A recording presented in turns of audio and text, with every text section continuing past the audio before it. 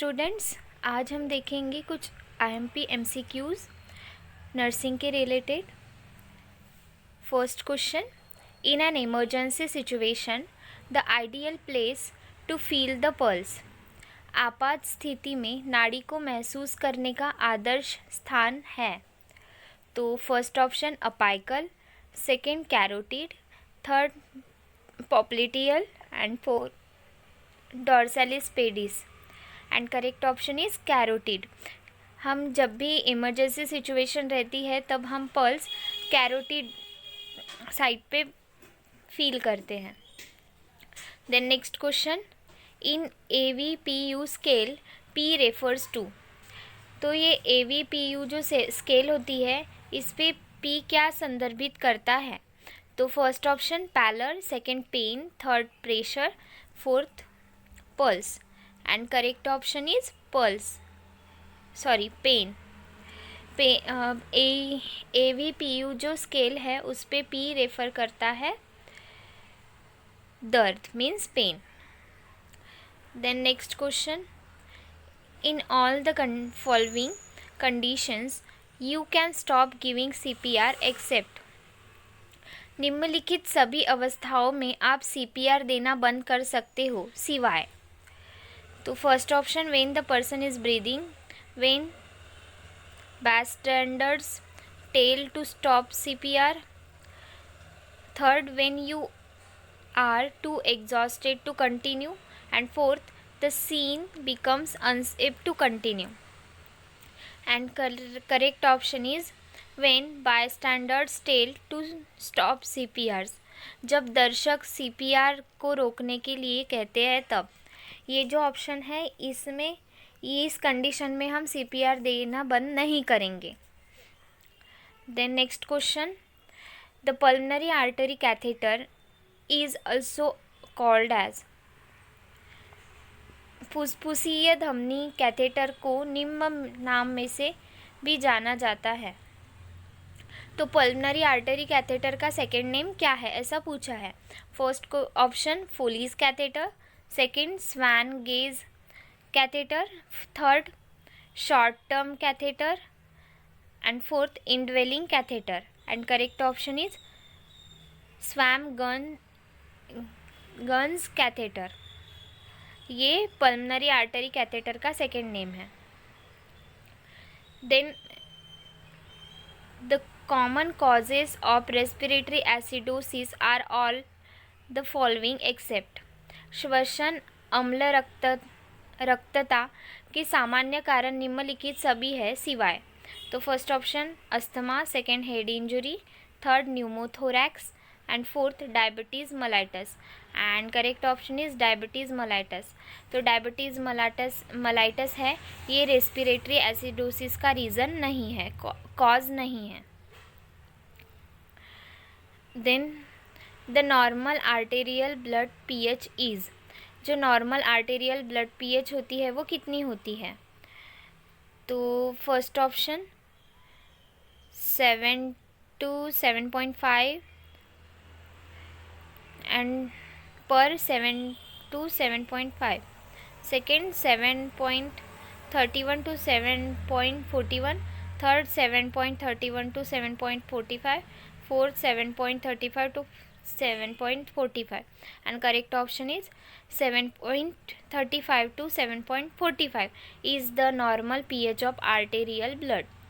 Then next question, the responsibility of a scrub nurse in operating room is। Operating कक्ष में scrub nurse की जिम्मेदारी है। तो कौन सी जिम्मेदारी है ये पूछा गया है। तो first option assisting in a gloving and gowning, second applying surgical drapes, third handling surgical instrument to surgeon, fourth positioning the patient and correct option is handling surgical instrument to the surgeon। ये scrub nurse की responsibility है। Then next question, the nurse responsibility while applying a restraint is। निरोध लगाते समय nurse की जिम्मेदारी क्या है? रिस्ट्रेंस मीन्स क्या होता है? जो हम ये फिज़िकल या केमिकल इससे करते हैं, और इसमें हम पेशेंट की जो वॉलेंटरी मूवमेंट्स है उन्हें कंट्रोल करते हैं। जैसे पेशेंट आईसीयू में है और बहुत ज़्यादा वायलेंट हो रहा है तो हम उसके हाथ और पैर बांध के रखते हैं। तो ये जो बांधना है, या फिर पेशेंट को इंजरी से प्रिवेंट होने के लिए जो बेड के साइड रेल्स लगाते हैं, ये जो है ये सब रिस्ट्रेंट्स है। तो इस पे नर्स की क्या रिस्पॉन्सिबिलिटी होगी जब हम रिस्ट्रेंट अप्लाई करते हैं? तो first option, document the type of restraint use. Second, document the patient's behaviour. Third, always apply after a written order from physician except in an emergency. And fourth, all of these. And correct option is all of these. तो हमें restrain करते समय documentation भी करना पड़ता है, physician का order भी देखना पड़ता है, और पेशेंट का बिहेवियर है वो भी डॉक्यूमेंटेशन में मेंशन करना पड़ता है। Then next question, which of the following nursing intervention will aid to reduce the effect of GERD? निम्नलिखित में से कौन सा नर्सिंग हस्तक्षेप GERD के प्रभाव को कम करने में सहायता करेगा? तो first option, lie down after eating. Second, elevate the head end of the bed. Third, drink more water before bed time. Fourth, provide semi solid diet. And correct option is elevate the head end of the bed. इससे क्या होगा कि जो GERD का effect है वो थोड़ा reduce होगा। Then next question, an elderly patient is admitted with pneumonia, which of the following data is of the greatest concern for the nurse while performing physical assessment of the patient? Pneumonia मुस्त एक बुजुर्ग मरीज भर्ती है। रोगी का शारीरिक मूल्यांकन करते समय निम्नलिखित में से कौन सा डेटा नर्स के लिए सबसे बड़ी चिंता का विषय है? First option, conscious and alert. Second, clear breath sound. Third, capillary refill time greater than 3 seconds। And fourth, haemoglobin 16 gram per DL। And correct option is capillary refill time greater than 3 seconds। अगर patient का capillary refill time greater than 3 seconds है तो ये nurse के लिए important information है regarding the patient. Then next question, puerperal sepsis is the infection that occur within. Puerperal sepsis जो है मीन्स पोस्टपार्टम पीरियड में आफ्टर द डिलीवरी मदर को जो होता है उसके वो है। तो इसमें क्या होता है, ये कब ऑकर होता है ये पूछा गया है। तो फरवरी, third 10 weeks after delivery, and fourth all of these. And correct option is 6 weeks after delivery. Then next question, puerperal period begin after. जो प्रसवकाल अवधि निम्न में से के बाद शुरू होती है, तो प्यूपेरियम पीरियड कब स्टार्ट होता है? तो first option, crowning occur up to 4 weeks। Second, birth of the baby up to 4 weeks। Then separation of the placenta up to 4 weeks, and separation of the placenta up to 6 weeks। And correct option is separation of placenta up to 6 weeks। Placenta separate होने के बाद to the 6 week ये जो period है इसे कहते हैं हम puerperal period. Then next question, hormone oxytocin is secreted by. Oxytocin hormone है वो किसके द्वारा सीक्रेट होता है? तो first option, lactiferous tubule. Second, uterus. Third, vagina. And fourth, pituitary glands. And correct option is pituitary gland. Oxytocin hormone pituitary gland secrete करते हैं।